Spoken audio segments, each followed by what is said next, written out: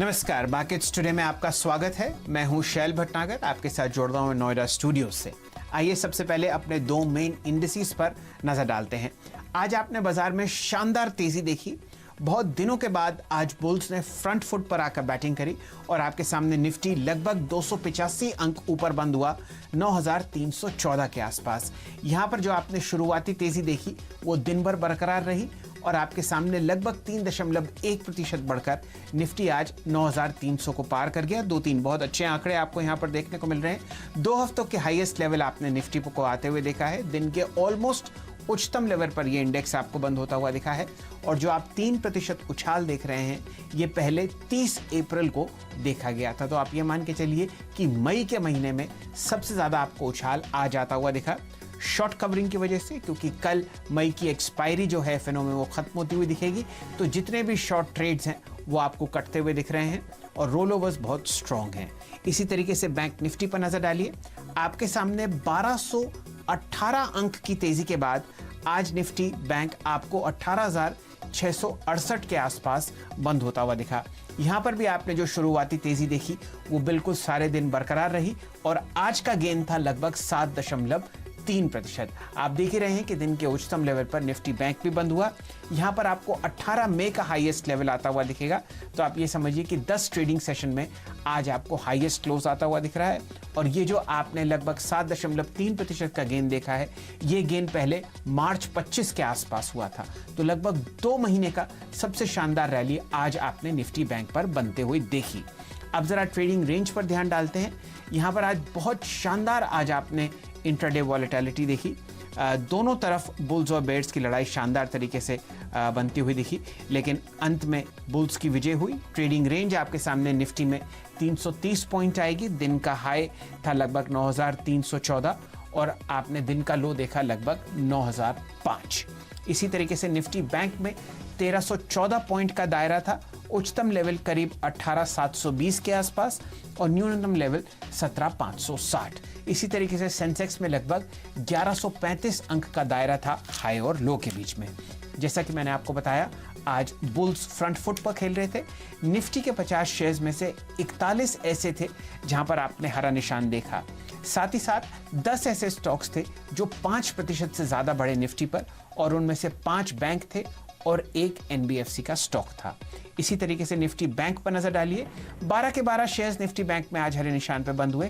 सारे private sector banks और सारे पब्लिक सेक्टर बैंक्स में बहुत ही जबरदस्त उछाल था, क्योंकि यहां पर बहुत आपने सेलिंग आते हुए देखी पूरे मई के महीने और वो अब हल्की सी आपको अनवाइंड होती हुई दिख रही है। सेंसेक्स के 30 शेयर में से 24 आपको हरे निशान में बंद होते हुए दिखे। इसी तरीके से ब्रॉडर मार्केट्स में आपने देखा लगभग एनएससी पे 1,070 शेयर हरे निशान में बंद हुए हैं। बीएससी पर लगभग 1,400 शेयर हरे निशान पर बंद हुए हैं और बहुत ही अच्छी तरीके से आपने फ्रंट फुट पर आज बैटिंग होते हुए देखी। निफ्टी एफएनओ में आपने लगभग 102 ऐसे फ्यूचर्स थे जो आज गहरे हरे निशान में बंद हुए। ये तो एक ब्रॉडर थीम रही आज बाजार में। अब आपको अपने पैनल से मिलवाते हैं। हमारे साथ वीरेंद्र जी जुड़ेंगे, फ्यूचर्स एंड ऑप्शंस के बारे में चर्चा करेंगे। दीपाली हमारे साथ जुड़ेंगी जो आपको बताएंगे कि आज केमिकल स्टॉक्स में किस तरीके की तेजी देखने को मिली। हमेशा की तरह आपके साथ सुमित जी और वरुण जी जुड़ेंगे जो आपको बताएंगे कि कौन कौन से नतीजे आ चुके या आने की उम्मीद है कल के सत्र के लिए। और हमारे साथ हमेशा यतिन जी है रहते ही हैं ब्रोकरेज रडार के लिए, कौन कौन से ऐसे स्टॉक्स जहां पर उनको तेजी या मंदी दिखती है। और हमारे आज के गेस्ट हैं प्रदीप होचंदानी साहब। आप प्रूडेंट स्टॉक ब्रोकिंग में बहुत शानदार तरीके से चार्ट्स को पढ़ते हैं। हमेशा की तरह वीरेंद्र जी से जुड़ते हैं। वीरेंद्र जी बताइए, आज तो आपने शानदार रैली देखी और एक जो आपकी कॉल थी 18,000 निफ्टी बैंक की जो आपने 95 रुपए पे बताई थी वो दिन के उच्चतम लेवल लगभग 900 के पार गई। तो वो तो बहुत ही शानदार कॉल थी। बताइए कल के लिए क्या रुझान है कॉल्स और ऑप्शंस में निफ्टी और बैंक निफ्टी के लिए? देखिए सर जी, वो जो एक्सपायरी रिलेटेड शॉर्ट कवरिंग थी वो आ चुकी है आज, और उसके बाद जो पुट राइटर्स, अगर मैं निफ्टी की बात करूं, आज लगभग 53 लाख पुट बिकी हैं लगभग 9,000 से लेकर 9,300 के बीच में। यानी कल के सेशन के लिए चाहे यूएस मार्केट में कुछ भी हो, लेकिन निफ्टी के लिए बहुत स्ट्रांग बेस होगा 9250 और 9280। लेकिन ऊपर की तरफ क्या, कॉल राइटर्स का कन्विक्शन आज काफी कम हो गया है। आज सबसे स्ट्रॉन्ग ओआई किसी कॉल में खड़ा है तो वो है 9500 में करीब 30 लाख का और 9400 में करीब 16,68,000 का। यानी कल के लिए बहुत स्ट्रॉन्ग रेजिस्टेंस पॉइंट होगा 9380 और 9450। तो निफ्टी के लिए बेस 9250 और ऊपर रेजिस्टेंस 9400 9450। जहां तक निफ्टी बैंक का सवाल है, बहुत बड़ी शॉर्ट कवरिंग ऑलरेडी हो चुकी है। कल शैल जी 19,000 की स्ट्राइक में 6,96,000 शेयरों का आउटस्टैंडिंग हुआ है। कॉल राइटर्स 19,000 से लेकर 19,200, यहाँ पे करीब करीब 8 लाख कॉल राइटर खड़े हैं। तो सप्लाई पॉइंट होगा 18,900 19,000, लेकिन बहुत स्ट्रॉन्ग बेस अगर कहीं निकल के आता है तो वो आता है 18,300 से 18,500 के बीच में, जहाँ पे आउटस्टैंडिंग वाई करीब करीब 8 लाख का है। और आज इंट्राडे में 5.25 लाख फुट बिकी है, यानी बेस 18,400, ऊपर रेजिस्टेंस 19,100 19,200। जी वीरेंद्र जी, बहुत बहुत शुक्रिया आपका हमारे साथ जुड़ने के लिए। प्रदीप होचंदानी साहब से जुड़ते हैं। प्रदीप जी, स्वागत है आपका मार्केट्स टुडे में। कल आपने कंडीशनल बाय कॉल निफ्टी पर दी थी और एक बाय कॉल बैंक निफ्टी पर दी थी। आज शानदार आपने तेजी देखी। क्या ये डेड कैट बाउंस है? क्या आप जैसे ही जून की एक्सपायरी शुरू होते देखते हैं आपको गिरावट दिखेगी? पहले तो कल के लिए अपने रुझान बताइए निफ्टी और बैंक निफ्टी पर, फिर इस चर्चा को और अच्छी तरीके से बढ़ाते हैं। नमस्कार शैल जी। तो डेड कैट बाउंस तो नहीं मानेंगे, क्योंकि आज का जो राइज है उसने काफी इंपॉर्टेंट रेजिस्टेंस लेवल क्रॉस किए हैं। खास करके निफ्टी की अगर बात करें तो अगर आर्ली चार्ट्स पे आप नोटिस करेंगे तो 9160 से 9180 का जो रीजन था वहां पे मल्टीपल टाइम्स इसने रेजिस्टेंस लिए थे कुछ 5-6 दिनों के पीरियड में, और वो रेजिस्टेंस लेवल इसने डिसाइसिवली आज क्रॉस किया है। अगर आप देखें, इसने निफ्टी ने अपने 20 और 34 दिन की मूविंग एवरेज के ऊपर भी आज क्लोज दिया है। साथ ही जो रिसेंट टॉप्स हैं डेली चार्ट्स को में उसको कनेक्ट करते हैं तो उस ट्रेंड लाइन का भी एक अच्छा रेजिस्टेंस उसने क्रॉस किया है। तो निफ्टी में मेरे को लगता है कि एक डिसाइसिव ब्रेकआउट है और ये जो अपमूव है वो आगे बढ़नी चाहिए। तो डेफिनेटली निफ्टी पे एक पॉजिटिव रुझान है। हाँ, एक स्टीप अपमूव आ गई है तो एक फ्रेश बाइंग के लिए थोड़ा सा आप डिप का वेट कर सकते हैं। 9275 से 9300 के बीच में अगर निफ्टी मिलता है तो डेफिनेटली बाय करना चाहिए। जो प्रीवियस रेजिस्टेंस थे वो अभी सपोर्ट का काम करेंगे, तो जो 9200 9180 का रीजन है वो एक सपोर्ट का काम करेगा, उसी का एक स्टॉप लॉस रख के निफ्टी में बाइंग करना चाहिए। ऑन द हायर साइड 9430 और उसके बाद 9580 टारगेट्स रहेंगे। अगर बैंक निफ्टी की बात करें तो यहाँ पे एक कम प्रिफर्ड इसलिए है क्योंकि ऑलरेडी एक स्टीप राइज आ चुकी है और यहाँ पे 20 और 34 दिन की मूविंग एवरेज दोनों का रेजिस्टेंस थोड़ा ही ऊपर है।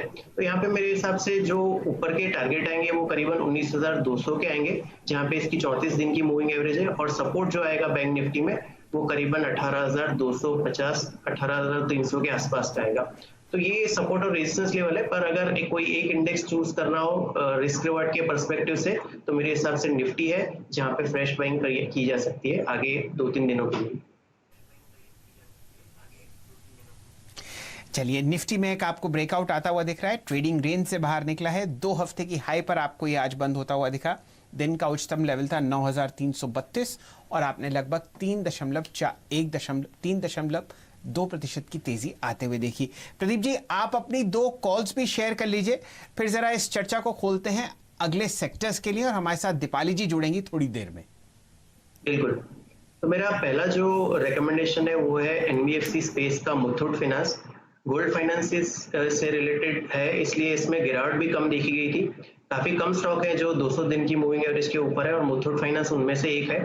खास करके आज के सेशन में इसमें एक अच्छा ब्रेकआउट देखने को मिला है। अगर इसके फरवरी और उसके बाद जो अप्रैल में टॉप बने थे तो उस ट्रेंड लाइन का आज ब्रेकआउट देखने को मिला है। आर्ली चार्ट्स पे भी एक अच्छा ब्रेकआउट देखने को मिला है, तो एक रिस्क रिवार्ड के पर्सपेक्टिव से अच्छा ट्रेड बन जाता है। यहाँ पे बाइंग करनी चाहिए 812 के स्टॉप लॉस से और 900 रुपए के इसमें टारगेट रहेंगे 3 से 4 दिन के पर्सपेक्टिव से।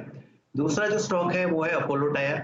यहाँ पे पिछले लगभग 8 से 10 सेशन का एक कंसोलिडेशन का फेज चल रहा था और उस कंसोलिडेशन का ब्रेकआउट आज देखने को मिला है। स्टॉक अपने 34 दिन की मूविंग एवरेज के आसपास कंसोलिडेट कर रहा था और मेरे हिसाब से इसमें 3 से 4 दिन के पर्सपेक्टिव से अच्छी मूव आ सकती है। तो यहाँ पे भी बाइंग का रुझान रहेगा। 9170 का स्टॉप लॉस रहेगा और 100 रुपीज के इसमें टारगेट रहेंगे। चलिए, आज एनबीएफसी स्पेस में शानदार तेजी देखी गई थी और इनमें से जो एक चुनिंदा फंडामेंटली स्ट्रॉन्ग कंपनी है मुथूट फाइनेंस, होचंदानी साहब देखते हैं कि उसमें आपको तेजी आती हुई दिखेगी। कल के सत्र में। चलिए अब जुड़ते हैं दीपाली जी से।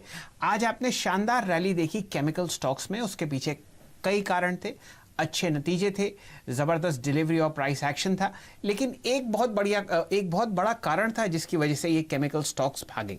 दीपाली जी आप बताइए, ऐसा क्या हुआ हमारे देश में कि लोगों को केमिकल और खासकर एग्रो केमिकल स्टॉक्स की तरफ ध्यान देना पड़ा? एग्रोकेमिकल स्टॉक्स में आज एक शानदार तेजी देखने को मिली है और दरअसल जो टिड्डियों का अटैक हुआ है, लोकस्ट अटैक जो हुआ है, माना जा रहा है इससे अपॉर्चुनिटीज एग्रोकेमिकल कंपनीज के लिए डेवलप होंगी। हालांकि अगर ये अटैक और सीवियर होता है और एक्सटेंड होता है तो FY21 में ओवरऑल एग्री सेक्टर पर एक इम्पैक्ट आ सकता है। हालांकि अभी कोई इमीडिएट इम्पैक्ट नहीं है क्योंकि मार्च से मई के दौरान कोई भी स्टैंडिंग क्रॉप नहीं है, लेकिन जून के बियॉन्ड अगर ये एक्सटेंड होता है, सीवियर होता है, तो खरीफ क्रॉप पर इसका इम्पैक्ट हो सकता है। एग्रोकेमिकल कंपनीज को बेनिफिट इसलिए मिलेगा, पहली चीज तो ये कि ऑलरेडी एग्रोकेमिकल्स की शॉर्टेज है लॉकडाउन की वजह से, लॉजिस्टिक इशू की वजह से, और इस अटैक की वजह से एक अवेयरनेस फार्मर्स की ओर से आएगी और अपनी वो आने वाली फसल को प्रोटेक्ट करने के लिए एग्रोकेमिकल्स का इस्तेमाल करेंगे। तो एक एडिशनल डिमांड जो डेवलप होगी फार्मर्स की ओर से, उसका एडवांटेज इन कंपनीज को मिलेगा। हालांकि काफी सारे एग्रोकेमिकल्स का कॉम्बिनेशन है जिसका इस्तेमाल होता है इस लोकस्ट अटैक को कंट्रोल करने के लिए, लेकिन ICICI सिक्योरिटीज की एक रिपोर्ट आई है जिसमें उन्होंने कहा है कि ज्यादातर कंपनीज ये प्रोडक्ट्स बनाती है जिनका इस्तेमाल होगा, लेकिन सिर्फ उन कंपनीज पर फोकस किया जा सकता है जिनका स्ट्रॉन्ग ब्रांड नेम है, जिनकी स्ट्रॉन्ग प्रेजेंस है, डिस्ट्रीब्यूशन नेटवर्क स्ट्रॉन्ग है। और ऐसे में 3 स्टॉक्स उन्होंने आइडेंटिफाई किए हैं। UPL वो मानते हैं एक बड़ा बेनिफिशियरी रहेगा क्योंकि एक बड़ा ग्लोबल प्लेयर है, ये डोमेस्टिक कंपनीज के मुकाबले पहले नए प्रोडक्ट्स मैन्युफैक्चर कर सकता है इस दिशा में, तो उसको एडवांटेज मिलेगा। सुमितोमो केमिकल एक MNC है, ये एक बेनिफिशियरी रहेगी। UPL में उनके 466 के टारगेट है, सुमितोमो में उनके टारगेट 263 के हैं। एक उन्होंने घरेलू नाम लिया है, इंसेक्टिसाइड्स इंडिया, डोमेस्टिक कंपनी है, यहाँ पर उनके टारगेट 832 के हैं। चलिए, ये 3 स्टॉक्स एग्रोकेमिकल और पेस्टिसाइड स्पेस में पसंद हैं ICICI सिक्योरिटीज़ के, UPL, सुमितोमो केम और इंसेक्टिसाइड्स इंडिया। इन तीनों में आज आपने शानदार तेज़ी आते हुए देखी। हमारे साथ प्रदीप जी जुड़े हुए हैं। प्रदीप जी, अगर इन तीनों में से आपकी कोई टेक्निकल तौर पर पसंद हो तो उस पर राय दें, लेकिन मैं आपकी राय और चाह रहा था 2 स्टॉक्स पर इसी सेक्टर में जहां पर आज आपने रिकॉर्ड हाइज लगती हुई देखी। एक है कोरोमंडल इंटरनेशनल नतीजों के बाद, और दूसरा है बेयर क्रॉप साइंस जहां पर आपने जबरदस्त रैली आती हुई देखी है। इन दोनों स्टॉक्स पर और कोई अगर आपका और पसंदीदा केमिकल स्टॉक हो तो उस पर राय दीजिए। जी, तो कोरोमंडल और बेयर क्रॉप दोनों ही चार्ट पे बहुत अच्छे लग रहे हैं। कोरोमंडल की पर्टिकुलरली बात करें तो इसने रिसेंटली अपना जो 640 का एक मेजर हर्डल था वो क्रॉस किया है। आज इसमें ऊपर के लेवल से थोड़ी प्रॉफिट बुकिंग जरूर से आई है, पर मेरे हिसाब से अगर इसमें डिप आती है तो बाइंग करना चाहिए। 640 का जो हमने रेजिस्टेंस बताया वो अभी एक सपोर्ट का काम करेगा, तो यही जो एक रीजन है 640-630 का, उसी के एक स्टॉप लॉस से इसमें बाइंग करनी चाहिए। 698 जो आज का टॉप है वो एक इमीडिएट रेजिस्टेंस का काम करेगा और वो क्रॉस होता है तो फिर इसमें ब्लू स्काई सिनेरियो रहेगा। बेयर क्रॉप साइंस की अगर बात करें तो इसमें काफी अच्छी अपमूव हमने देखी है। आज इस हफ्ते ये करीबन 19% गेन के साथ खड़ा है। इस स्टॉक ने भी अपना जो एक रिकॉर्ड हाई बनाया है इस हफ्ते। मेरे हिसाब से इसमें एक्यूमुलेशन का व्यू बैठता है, बाय ऑन डिप्स की स्ट्रेटेजी करनी चाहिए। ऑन द लोअर साइड एक स्ट्रॉन्ग सपोर्ट आएगा 4600 के आसपास। मेरा जो पिक है इस स्पेस में धानु का एग्रीटेक है। स्टॉक ने एक अपने जो मेजर लॉन्ग टर्म चार्ट है उस पर एक अच्छा ब्रेकआउट दिखाया है आज के सेशन में। यहाँ पे मेरे हिसाब से एक बाइंग की जा सकती है, एक्यूमुलेशन किया जा सकता है। 500 रुपए का एक स्टॉप लॉस रखना चाहिए और 700 रुपए के टारगेट इसमें मेरे को लगता है कि 2-3 महीने में आ सकते हैं। चलिए, होचंदानी साहब की पसंद है धानु का एग्रीटेक, और आप ऑलरेडी बहुत शानदार रैली देख रहे हैं कोरोमंडल इंटरनेशनल में नतीजों के बाद, और साथ साथ बेयर क्रॉप साइंस। धानु का मैं आज आप देखिए कि दिन का लो था लगभग 493 और ये स्टॉक आपको बंद होता हुआ दिखा है 570 पर। तो शानदार रैली और बेहतरीन यहाँ पर आपने वॉल्यूम आता हुआ देखा, लगभग 3.5 लाख शेयर, जो कि 20 दिन की एवरेज 54,000 शेयर के लगभग 7 गुना ज़्यादा है। तो प्राइस एक्शन और वॉल्यूम दोनों आपके सामने है धानु का एग्रीटेक में, और ये स्टॉक ऑलमोस्ट एक फ्रेश 52 वीक हाई आपको लगाता हुआ दिखेगा। जुलाई 2018 में पहले ये प्राइस आया था। चलिए, ये तो आपको मिले चॉइसेस और पसंदीदा स्टॉक्स केमिकल स्पेस में, लेकिन बहुत ऐसे स्टॉक्स हैं जो अपने नतीजों पर अनुमानों पर रिएक्ट कर रहे हैं। हमारे साथ सुमित जी जुड़े हुए हैं, बहुत ही अच्छी तरीके से अर्निंग्स को ट्रैक करते हैं और वो दो कंपनीज के बारे में बात करेंगे जिनके नतीजे बाजार में बहुत अच्छी तरीके से इंतजार में हैं। सुमित जी, एक स्टॉक तो मुझे पता है टीवीएस मोटर्स, दूसरा आप बताइए। देखिए, टीवीएस और सीएट दोनों ही वीक नंबर आने का अनुमान लगाया जा रहा है, चाहे आप टीवीएस की पर्टिकुलरली बात कर लें या सीएट की। एक ऑटो और ऑटो एंसिलरी, ऑटो के नंबर्स वीक है तो एंसिलरी के नंबर्स भी वीक ही आने हैं। शुरुआत पहले टीवीएस के नंबर साथ करते हैं। करीब करीब 30% के आसपास वॉल्यूम डिक्लाइन का अनुमान मार्केट्स में लगाया जा रहा है YOY बेसिस पर। इसीलिए कंपनी की जो रेवेन्यूज हैं वो 25% का एक डिक्लाइन दिखा सकते हैं YOY बेसिस पर। सीक्वेंशियली आंकड़ा करीब 20 से 21% टूट सकता है। ऑपरेटिंग लिहाज से भी रफली 26% के आसपास इनके EBITDA यानी कि ऑपरेटिंग मुनाफे में डिक्लाइन का अनुमान है YOY बेसिस पर, और 37% सीक्वेंशियली यहाँ पर भी एक ड्रॉप आता हुआ दिखाई पड़ेगा। मुनाफा 50 से 51% टूट सकता है YOY बेसिस पे, और सीक्वेंशियली भी ये नंबर वीक ही आता हुआ दिखाई पड़ेगा। दो तीन चीजें क्रूशियल हैं। एक, इनका रियलाइजेशन फ्लैट रहेगा क्योंकि इन्होंने प्राइस हाइक किया था तो उसका एक इंपैक्ट रहेगा, लेकिन वॉल्यूम डोमेस्टिक भी टूटेगा और एक्सपोर्ट फ्रंट पर भी टूटेगा, इसलिए इनके ओवरऑल रेवेन्यूज या ओवरऑल नंबर्स में एक वीकनेस आता हुआ दिखाई पड़ेगा। और उसके अलावा कंपनी के जो हायर कॉस्ट है, चाहे वो एडवर्टीजमेंट की हो या फिर एम्प्लॉय कॉस्ट हो, वो थोड़ी हायर साइड पर रहेगी, जिसकी वजह से EBITDA पे एक मासिव प्रेशर आ सकता है। शेयर ऑलरेडी एक रेंज में ही कामकाज कर रहा है तो बहुत कुछ कहना मुश्किल है इसके स्टॉक परफॉर्मेंस पे, लेकिन हाँ, नंबर्स जो है वीक आने का अनुमान है। दूसरी तरफ जो आंकड़ा है वो आ सकता है सीएट का। सीएट के केस में करीब करीब 20% के आसपास का एक वॉल्यूम डिक्लाइन का अनुमान मार्केट लगा रहा है अलग अलग फैक्टर्स पे। एक बड़ा ऑर्डर इन्हें मिला था जरूर होंडा से, हुंडई से या फिर कुछ OEM से, लेकिन उसका इंपैक्ट पूरी तरह इस क्वार्टर में आएगा कि नहीं, ये एनालिस्ट फ्रेटर्निटी कह नहीं रही। इसमें थोड़ा दो हिस्सों में ये चीज बटी हुई है, लेकिन नंबर वाइज अगर देखा जाए तो करीब 12% के आसपास रेवेन्यूज में डिक्लाइन का अनुमान है, करीब 12% के आसपास ऑपरेटिंग मुनाफा, और 43 से 44% इनका जो मुनाफा है वो एक डिक्लाइन दिखा सकता है। मार्जिन्स में कॉन्ट्रैक्शन सीक्वेंशियली भी होगा क्योंकि कॉस्ट थोड़ी सी ज़्यादा रही थी, और उसके अलावा डोमेस्टिक के जो रबर प्राइसेस थे वहाँ पर भी बहुत ज़्यादा इन्हें रिस्पाइट मिला नहीं, तो उसका भी एक इंपैक्ट आता हुआ दिखाई पड़ेगा। एक बहुत क्रूशियल चीज़ है कंपनी की, कोविड को लेकर कमेंट्री क्या आती है। दूसरा, इन्होंने केपेक्स अपना घटाया है, 3500 करोड़ का केपेक्स था, उसे घटा के 3000 करोड़ किया है, फर्दर उसे रिड्यूस करते हैं। इसको लेकर और कोविड पे शोरूम का परफॉर्मेंस कैसा है, आगे की डिमांड कैसी है, ये कुछ चीजें हैं जिनके ऊपर बाजार नजर रखेगा। नंबर यहां पर भी वीक आने का अनुमान है। शेयर चल चुका है 700 रुपए से करीब 750 रुपए, 800 रुपए के आसपास तक भी गया था लोअर लेवल से। चलिए प्रदीप जी, जरा डिस्कशन को और विस्तार से देखते हैं। आपकी राय में लेना चाहूंगा दो तीन बैंकिंग स्टॉक्स पर जहां पर आपने शानदार तेजी देखी। सबसे पहले एक्सिस बैंक पर राय दीजिए। लगभग 13.5% ये ऊपर बंद हुआ है 387 पर, और उसके बाद चर्चा करेंगे ICICI बैंक पर, प्राइस बंद हुआ है लगभग 319। बताइए इन दोनों स्टॉक्स पर आपका क्या रुझान है कल के ट्रेड के लिए? देखिए, एक्सिस बैंक में थोड़ा सा इश्यू ये है कि काफी अच्छा रन अप आ चुका है, और जो स्टॉप लॉस है वो आज के स्टीप प्राइस के चलते थोड़े से डीप आ रहे हैं, तो इसमें बाय ऑन डिप्स की स्ट्रेटेजी अपनानी चाहिए। मेरे हिसाब से इसमें 361 का एक इमीडिएट सपोर्ट बन रहा है, अभी 389 के आसपास का इसका क्लोजिंग है, तो थोड़ा सा अगर डिप में मिलता है तो 361 के स्टॉप लॉस से इसमें बाइंग की जा सकती है। 400 रुपए के आसपास इसका इमीडिएट टारगेट है, अगर वो क्रॉस हो जाता है तो फिर 425 इसका नेक्स्ट टारगेट रहेगा। अगर ICICI बैंक की बात करें तो ये थोड़ा फेवरेबली प्लेस्ड है, क्योंकि इसमें जो स्टॉप लॉस जो आ रहा है वो करीबन इसका 300 रुपए के आसपास आ रहा है, और ऑन द हायर साइड जो टारगेट आ रहा है वो करीबन 335-36 के आसपास इसकी ट्रेंड लाइन है डेली चार्ट्स पे, वो हर्डल प्रोवाइड करेगी। तो मेरे हिसाब से ये दोनों ही स्टॉक को थोड़े से अगर डिप में बाय किया जाए तो रिस्क रिवॉर्ड रेशियो फेवरेबल बैठेगा इन दोनों ही स्टॉक में। अच्छा, एक स्टॉक मुझे आपकी राय लेनी थी, बजाज फाइनेंस। आज आपने दिन का लो देखा लगभग 1790, और स्टॉक शानदार तरीके से 5% ऊपर बंद हुआ। क्या इसमें ट्रेंड रिवर्सल हुआ है? क्योंकि हम बहुत परेशानी देख रहे थे इस स्टॉक में। आपकी राय 1936 पर, आज ये टॉप ट्रेडेड काउंटर था NSE पर। जी देखिए, ओवरसोल्ड टेरिटरी में तो है ये, और एक जो पॉजिटिव डाइवर्जेंस भी बना है वीकली चार्ट्स पे, तो पुलबैक रैली के लिए ये तैयार है। मेरे हिसाब से इसमें आर्ली चार्ट्स का जो इमीडिएट हर्डल है वो करीबन 1950 के आसपास है, तो वो अगर जो क्रॉस होता है इसमें तो फिर मेरे हिसाब से इसमें नेक्स्ट टारगेट 2074 का रहेगा।